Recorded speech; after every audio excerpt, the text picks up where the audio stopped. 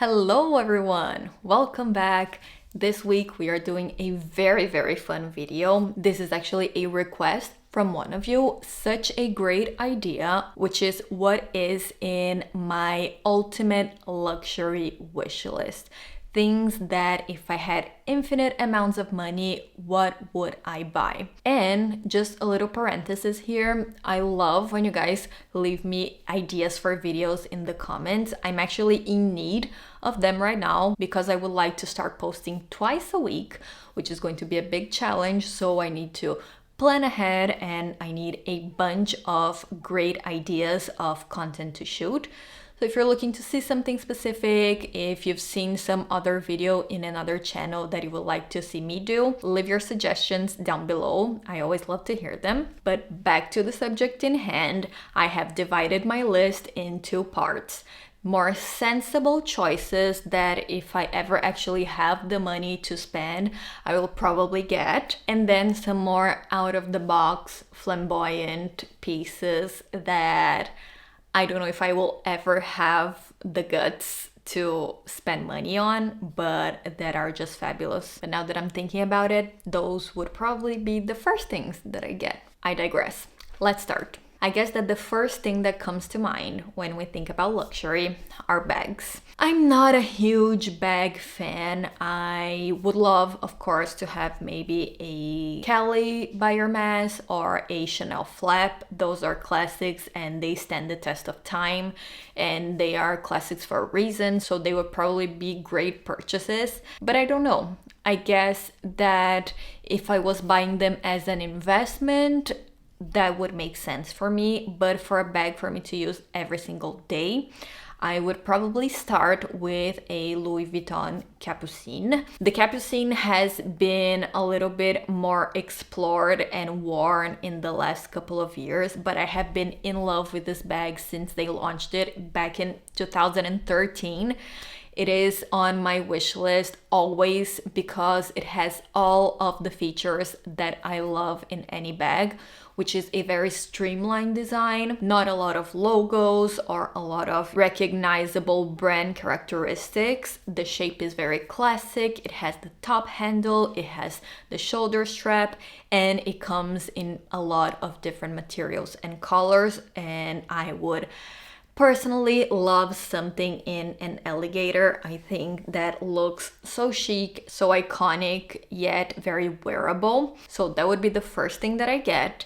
Then, if I had to choose a second bag that is quite similar to the Capucines in design, I love Valextra. Valextra is very luxurious, very high-end brand, but not a lot of people talk about it, and the brand is not very focused on being in that influencer world where you see them on social media all of the time, making it a little bit of a hidden treasure. I, again, am in love with their kind of trapeze shape, the top handle, very complementary to a lot of things that I love and to my style. One of their bags that I particularly love is their Iside bag. It has the perfect proportions, it's not too big, not too small, so I would probably get that as well. In terms of shoes, I know a lot of people would go for maybe Gianvito Rossi or Christian Louboutin or Jimmy Choo.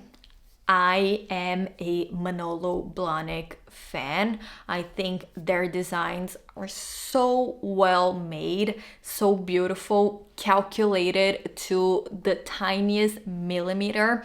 I also love how they are iconic without being overworn. They do have those classics that have become more popular, like the Hangisis, and you have the BB pumps. But I also really love when they go kind of crazy and out of the box with their designs, because it is always done with that eye and that passion for shoe design specifically translates so much into their products.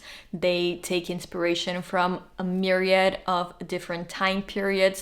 So we're not talking about just redoing the pump over and over again. You actually have maybe some Louis XVI inspiration. Sometimes you get something more Baroque, something a little bit more 1920s. So it's kind of different from everything that is out there, but still looks really good. I have heard many times that Manolo Blahnik's shoes are so well constructed that they are actually comfortable to wear, which for me is music to my ears, because as you guys know, I had very problematic feet that hurt all of the time, no matter what I wear. I would much rather get a pair of shoes that I would wear over and over again and be able to actually feel good in them. One item that to me would be a huge priority would be to get a marvelous coat. I think that a good coat not only is practical and keeps you warm, but makes your look.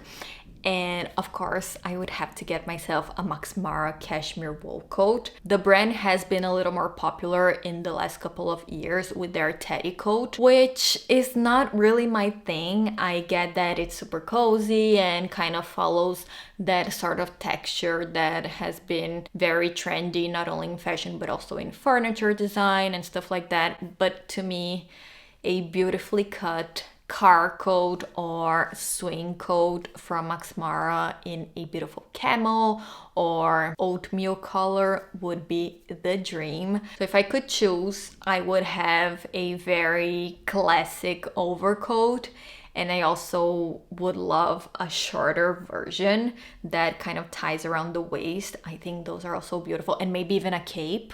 Yes, makes the outfit. If I had to choose a luxury watch, I have talked about this in my birthday bucket list. I am completely in love with the Cartier Tank. I have been in love with the Cartier Tank since I was a little girl, basically, when I found out that Jackie Kennedy wore it. And it has been in my wish list forever, but I do feel like it's becoming a little bit too popular lately. I have been seeing also a lot of dupes on Instagram that look almost exactly like a tank.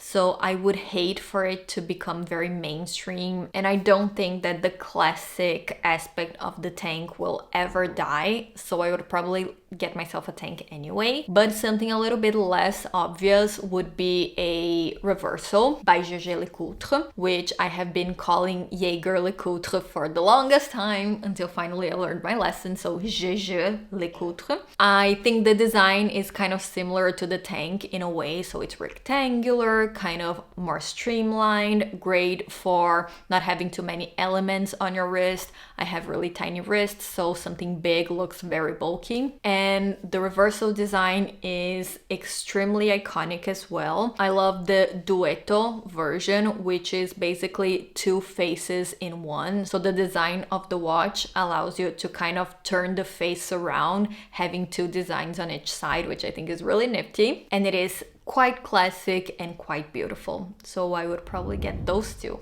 In terms of jewelry, and now you guys know this is kind of my weak spot. I am a big proponent of not having to spend loads of money on jewelry to look fabulous, but if I could choose, I would buy every single piece from David Webb.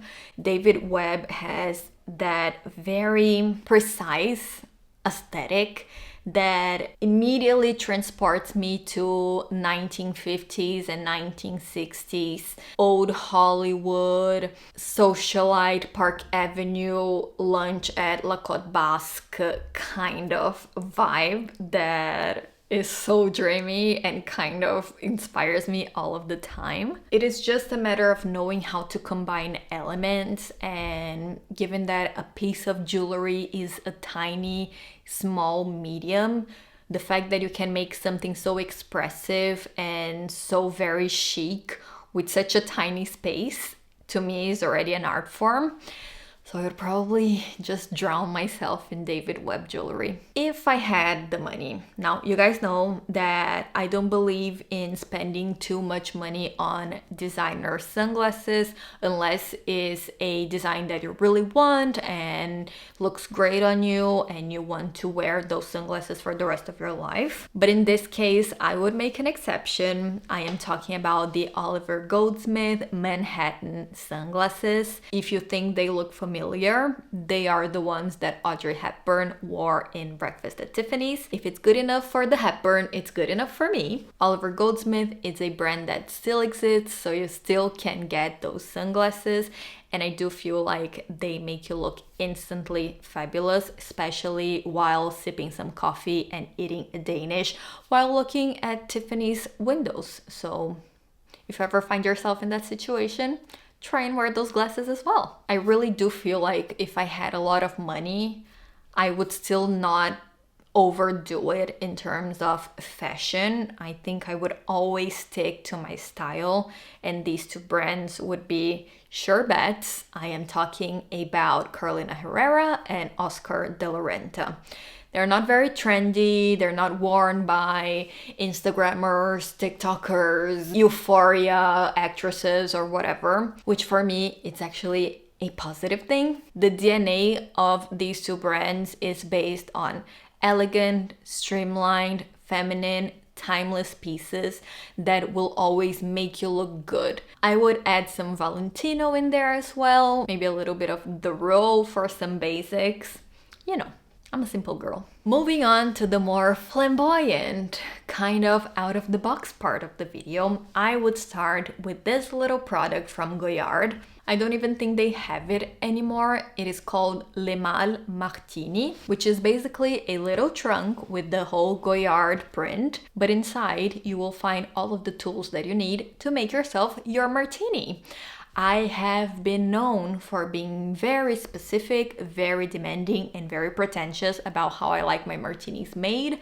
So having a little bag with everything that I need inside that I can take with me anywhere would be the perfect solution. Another brand of shoes that I love, but it has a few elements of design that can be seen as kind of weird, kind of hard to digest, would be Roger Vivier. Roger Vivier is, again, one of those brands of shoes that you can see that the designers love what they do. I particularly love the I Love Vivier style. I think it's so fun. It kind of has this curve on the foot that makes it look kind of exotic, Arabian Nights. And during Fashion Week, I actually saw on their Instagram that they are making this style in a bunch of different materials with feathers, with encrusted little rhinestones, which I'm really excited for, as if I'm going to buy all of them.